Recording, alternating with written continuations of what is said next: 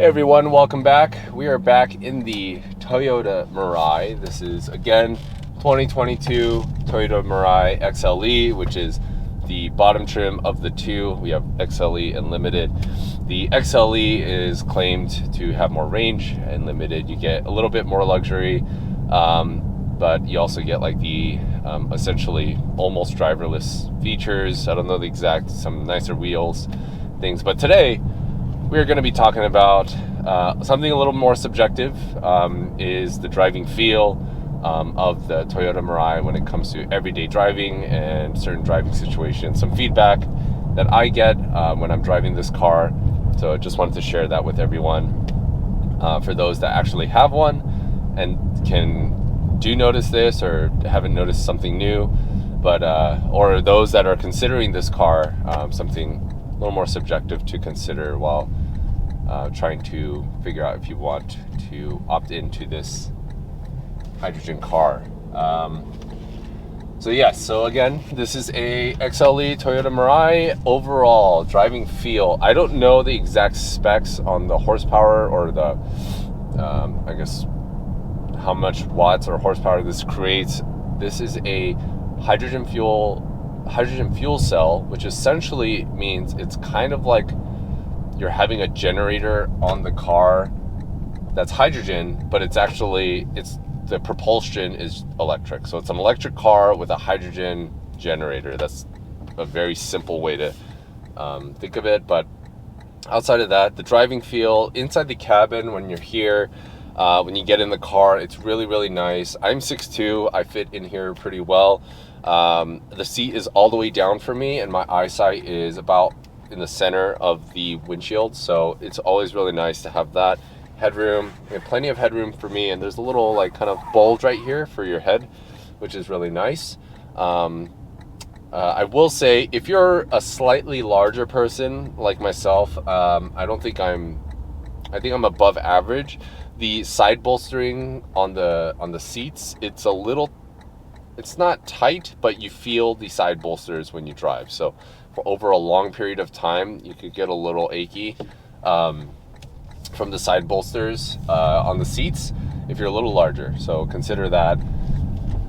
I find this to be true for most Japanese cars. So it may not just be the Mirai. I do feel the same in like the Toyota Tacoma, a buddy of mine's car. I can quote that. But anyway, so if you're a little larger, it may be a little tight. Not tight, but you could feel them.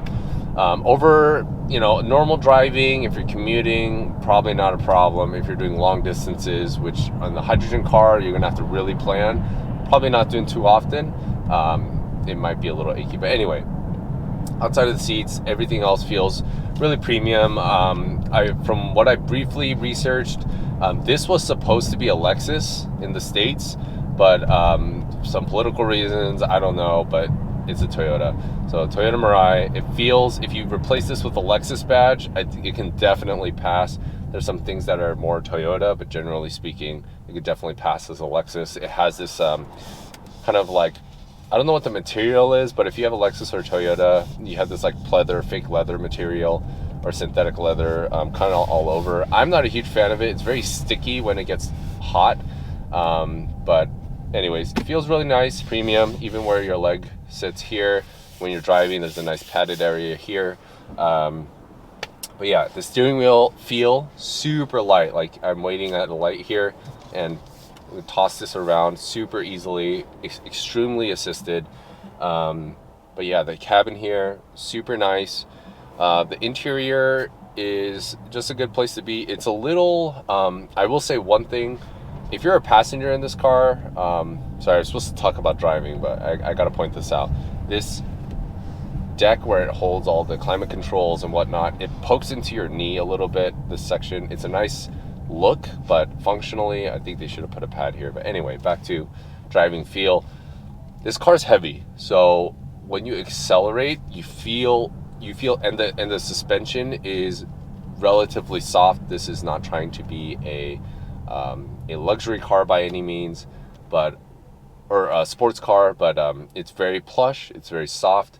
Everything seems to have an extra bounce, so if you go over like a a dip or a bump in the road, it seems to kind of take a little time to settle. So I'll show you, hopefully see an example as I get on the highway here soon. But yeah, it's a heavy car. So whenever you turn, you feel the weight of the car. It's very evident in that. And for those of, it doesn't feel as planted. It's not as like stable, or not stable. It is stable, but you just feel the weight. You feel the weight move from side to side. And it definitely makes it easy to do that with the steering being so light like this. So that's one thing. Overall ride quality, I would say it's very plush, but again, when you hit a speed bump or go over a speed bump a little too fast, or you hit a some sort of bump on the highway, it really jolts you back. Not because the response is so, it's not dampened the best. So especially if you brake hard, everything you do it's a barge, so it's leaning if you do anything extreme. So it doesn't like to do that. You have to be very smooth with the inputs if you want like the smoothest ride out of this car, or any car, but especially this car. It rewards you for that. If you're turning in hard on like a freeway on-ramp, you'll feel it. And I'll try to give an example here as I try to get on the highway.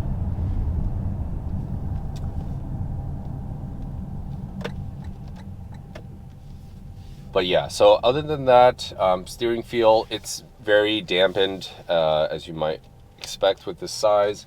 When you're going, this car is huge, so when you're going around, yeah, pretty much anywhere, you're gonna feel the weight. What else? Driving feel. Pedal response is not immediate, nor should you expect it to be. I'm in eco mode. There are 3 modes in this car. There are eco, normal, and sport.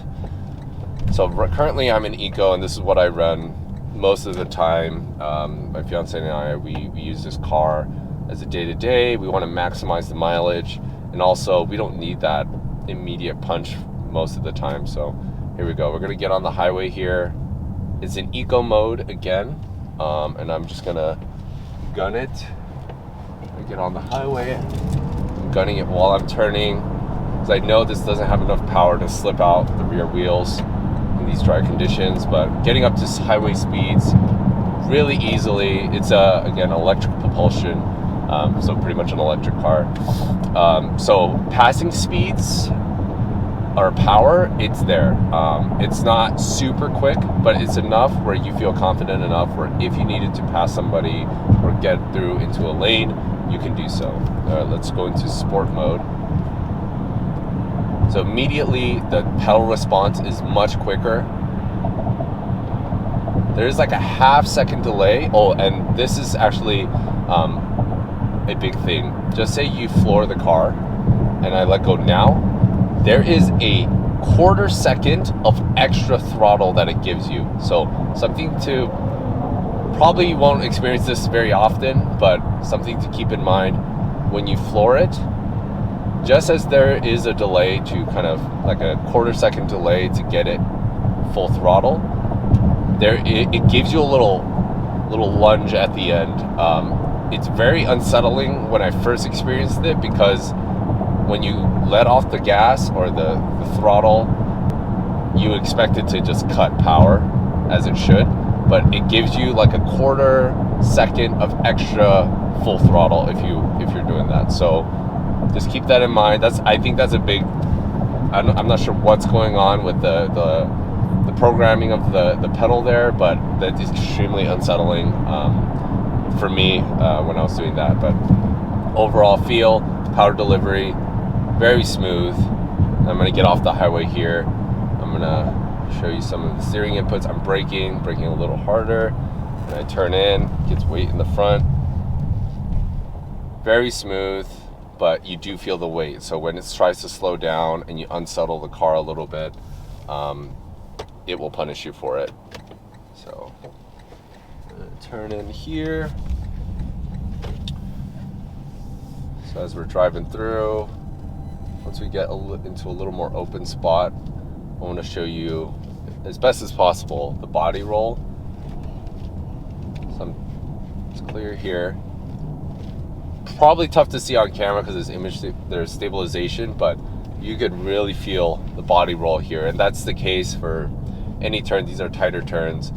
But yeah, another thing I want to point out is the turning circles. So grocery stores, pretty much when you're going anywhere, when you need to do a U-turn at a traffic light, this turning circle, I don't know the exact numbers, but it's not good.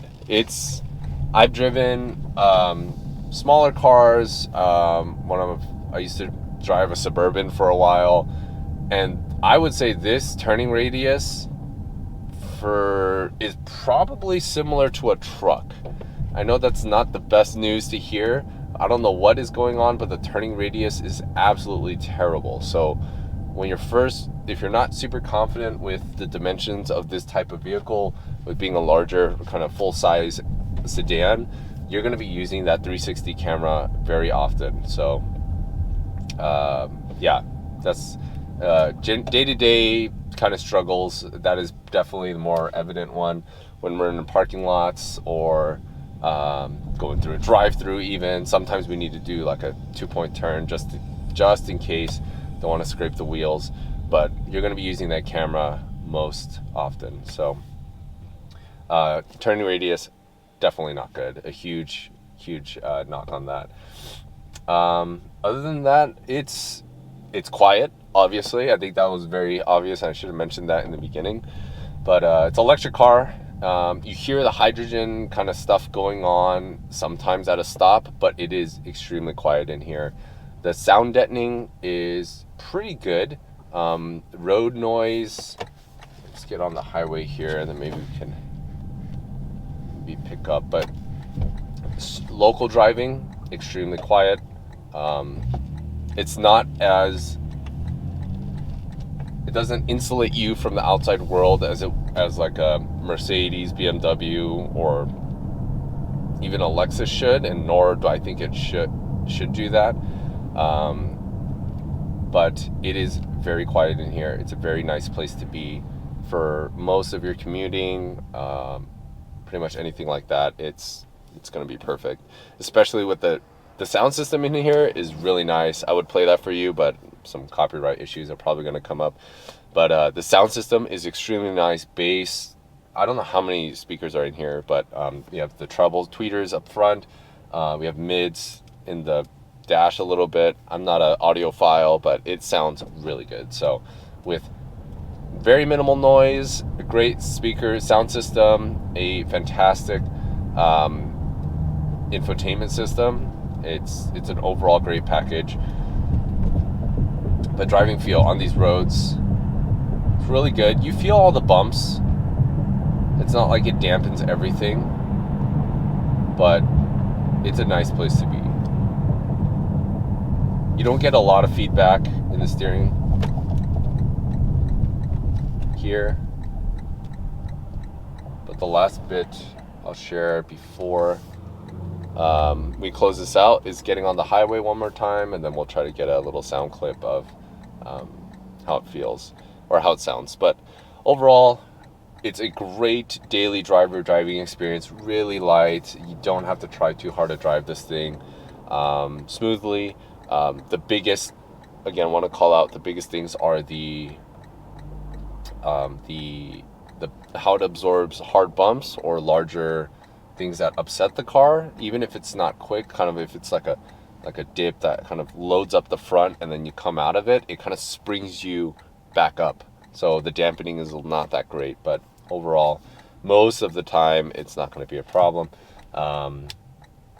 You feel the weight, and the turning radius is no bueno. It is not good. But here we go. But overall, for me, I really enjoy driving this car daily. All the little trips we have to do, going to the store and whatnot, it's awesome. And especially for me, I have my other car has pretty aggressive suspension, and coming from that to this feels like heaven. So Toyota Mirai, this definitely drives better than a lot of things, I think, in this price point. Here we go. We're getting on the highway, and we're gonna have to speed up quick. So I'm gonna floor it here. Here we go. I let off the gas now. You see that extra lunge? It's not that it cut power and you feel that momentum rolling. Yeah, it's something they're gonna have to work on, or I don't know if they will, but I would work on it. So here we go. This highway here is not the smoothest, but I think it'll give us a good idea. Right now, let's turn on the cruise control. I don't use the cruise control too often unless we're going somewhere far. We don't take the super long trips, so I set the radar. I can set the distance between, or the distance I want between the next car. I'm gonna set it to kind of the middle. Let's get the speed up a little bit, and then set the radar to the middle, and then lane keep assist is activated, and I'm just driving here. It'll automatically brake for me. It'll check out if other cars are coming in. But yeah, it's pretty awesome. Just make some small adjustments. It does a good lane centering. Oh, there is lane centering as well. So it'll keep you on course in the center. You want to keep in mind I think it's not just this lane centering system, but any lane centering system on any car. If you're at one of the furthest right lanes and the lane ends, or it splits into an exit and continuing, it'll get confused sometimes and drag you. So just be aware of that. But overall, super relaxed. The lane keep assist is working well. It's holding the speed. I haven't had any major issues with it, but as I'm talking about that, this has a front collision warning system. So what that means is if it thinks that you're not paying attention and you're gonna hit something, it'll automatically emergency stop, and it's abrupt. And it's same with the reverse. So if you're reversing in a parking lot and someone walks in front of your car or behind your car, it will stop. It will slam on the brakes, and you will know that it slammed on the brakes. It's very violent. It's a great safety feature, I think, but sometimes it's a little sensitive. But overall, I'm glad it's there. For instance, if you're pulling out of a parking, I'm going to get off the highway now. But if you're pulling out of a plaza, and just say you're in like a mall situation, parking lot, and you're pulling out of the main parking lot area into kind of the main the road that wraps around the mall or something, that artery that goes around, and you see a car coming and you need to fit into like a small gap, and the car's not fully passed yet, but you see it's on its trajectory. You need a little bit of speed to go in and follow behind. If you press the gas at any point when the car is passing, even if it's mostly pretty much done, and you press the gas, it'll think you're about to crash and it'll auto brake you quick. That's one instance where I was like, and it cuts the power for a solid second or two. And so I was in a situation, I was trying to come out of a plaza. It was a green light, so people were coming a little faster than usual. And I was trying to squeeze in behind this car. I had plenty of room behind. If that car kept going, which it did, and it obeyed like that I was accelerating and just followed that trajectory, would have been no problems whatsoever. But I was already the front end of my car was already inserted into the main lane, and it thought I was going to crash, so it abruptly stopped the car. And I was stuck there for a solid second or two, and then the car behind was wondering what I was doing, and I was trying to press the gas, wouldn't go, so I had to lay up completely and then slowly ease into the gas again. So anyway, overall, great driving experience. The steering is light, the throttle is responsive enough, you get enough power for your day-to-day moving around and navigating traffic. Yeah, this was a long one, but I was just rambling about this car. Overall, love the car. Turning radius is not good, but you can get used to that, I think. But yeah, I hope you enjoyed this video. This was a lot, but hopefully you gained something valuable from this, either if you're currently driving a Mirai or you're thinking about purchasing one. Yeah, Toyota Mirai. Thank you for watching Mirai Club, and I'll see you on the next one.